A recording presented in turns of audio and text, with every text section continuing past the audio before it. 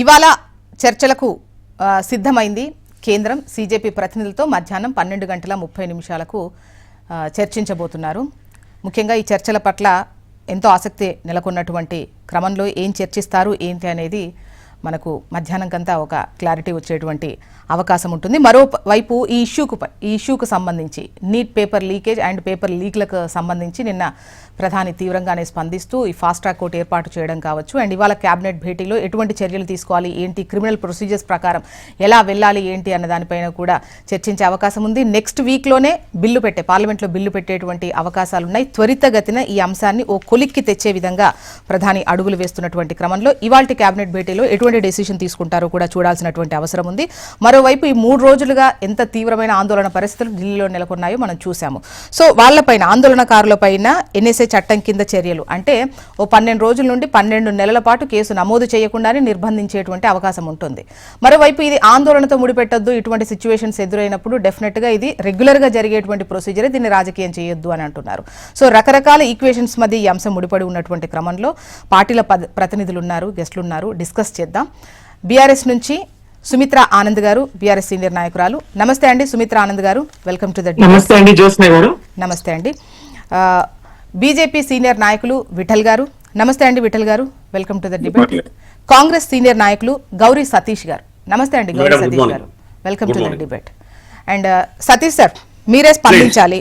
ముఖ్యంగా ఈ ఆందోళనకు సంబంధించి బీజేపీ అంటే విమర్శలు ఎంత పెద్ద ఎత్తున ఫేస్ చేసిందో, ఈవెన్ మీరు ఆందోళనలో పాల్గొన్నారు, ఈ 3 రోజుల్లో మీ ఆందోళనలు జరుగుతున్నాయి, ఇవన్నీ పక్కన పెడితే మీరు స్పందించిన విధానం అనేది, అంటే మీరు కూడా లేటుగానే రియాక్ట్ అయ్యారనేది నేను అడుగుతున్నా.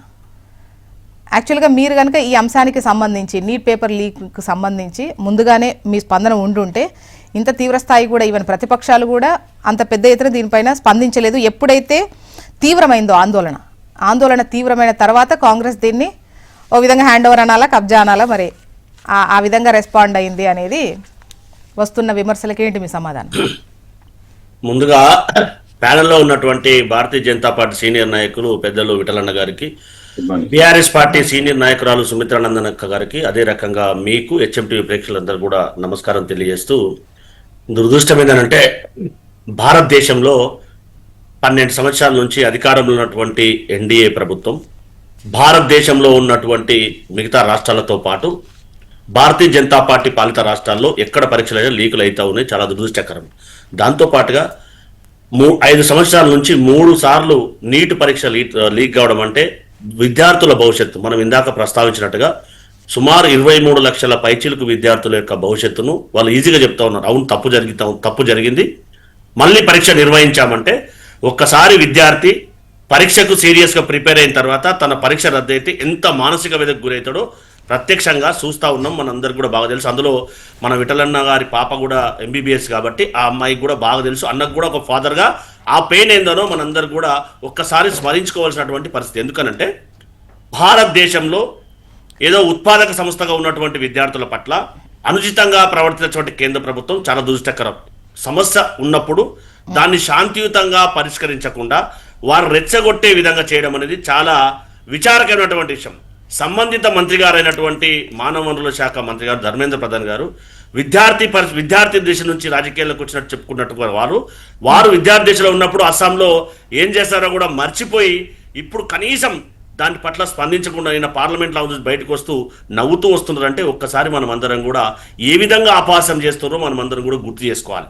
మరి కాంగ్రెస్ పార్టీ గౌరవ ఎల్ఓపి లీడర్ గారు కోటాలో కూడా ఎక్కడ కూడా నిర్లక్ష్యానికి గురిగాలేదు, ఎక్కడ కూడా మేము నిర్లక్ష్యం చేయలేదు. ఎందుకనంటే ఈ దేశ సంపద విద్యార్థులు, అలాంటి విద్యార్థులకు ప్రవేశ పరీక్ష కూడా సక్రమంగా నిర్వహించలేనటువంటి భారతీయ జనతా పార్టీ కేంద్ర ప్రభుత్వం ఒక్కసారి కేంద్రం బాధ్యులుగా ఉన్నటువంటి మంత్రి గారు రాజీనామా చేయాలి, విద్యార్థులపైన అకారణంగా పెట్టినటువంటి కేసులను ఎత్తివేయాలి, తప్పకుండా ఎవరైతే వారిపైన ఆ విధంగా ప్రేరేపితమయ్యారో అధికారులపైన చర్యలు తీసుకోవాలని చాలా స్పష్టమైనటువంటి డిమాండ్తో ప్రధానమంత్రి గారి ఇంటి ముందు కూడా 3 గంటల 20 నిమిషాలు ధర్నా చేయడం అనేది జరిగింది.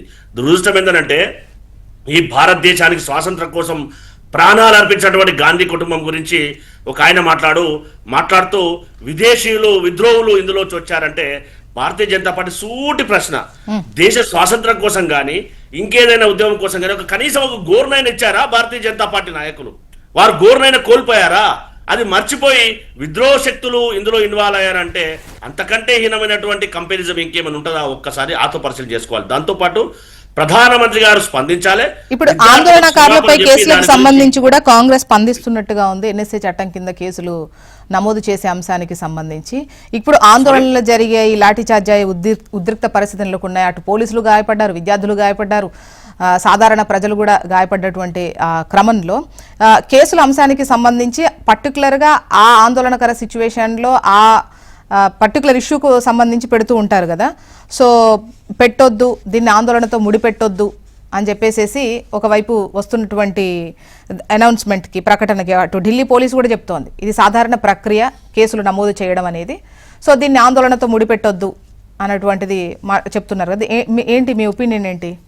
అందుకే ఆందోళన విద్యార్థుల యొక్క భవిష్యత్తు కోసం విద్యార్థులు కానీ, విద్యార్థుల సంబంధికులు కానీ, వారి యొక్క కుటుంబీకులు కానీ చేసినటువంటి ధర్నా, దాన్ని రాజకీయంగా కాకుండా అది ప్రేరేపించి, మనం గతంలో నిన్న కూడా చూడడం అనేది జరిగింది.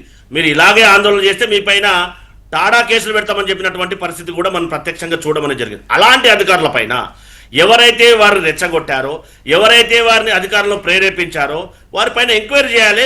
అధికారులపైన చర్య తీసుకోవడం తప్ప, మీరే చెప్తా ఉన్నారు కదా సాధారణమైనటువంటి ప్రక్రియ అని చెప్పి కేంద్ర ప్రభుత్వం, ఢిల్లీ పోలీసులు చెప్తున్నప్పుడు మరి ఎందుకు అలాంటి పరిస్థితి వచ్చింది? ఎవరు ఆదేశాలు ఇచ్చారు? ఒకవేళ సంసద్ను ముట్టడించడానికి పర్మిషన్ లేకపోతే శాంతియుతంగా వారిని కట్టడి చేయాల్సింది పోయి విచక్షణ రహితంగా వారిపైన దాడి చేయడం అంటే ఎంతవరకు సమంజసమో భారతీయ జనతా పార్టీ సమాధానం చెప్పాలి. అది మర్చిపోయి నిన్న లేట్ లైట్లో గౌరవ ప్రధానమంత్రి గారు స్పందించడం అంటే మనం అందరం కూడా ఆలోచన చేయాలి. ఎందుకనంటే ఎప్పుడైతే ఆందోళన జరుగుతా ఉందో హౌస్ లో చర్చించడానికి అవకాశం ఏంటంటే హౌస్ ఆఫ్ అర్జెంట్ మోషన్ ఏంటి అని చెప్పి ఇవ్వకుండా ఎందుకు పిల్లల భవిష్యత్తు ఆడుకుంటున్నారో ఒక్కసారి సమాధానం చెప్పండి. ఒకసారి సుమిత్ర ఆనంద్ గారి ఒపీనియన్ అనేది భారతీయ జనతా పార్టీ సమాధానం చెప్పాల్సిన అవసరం ఉంది కదా.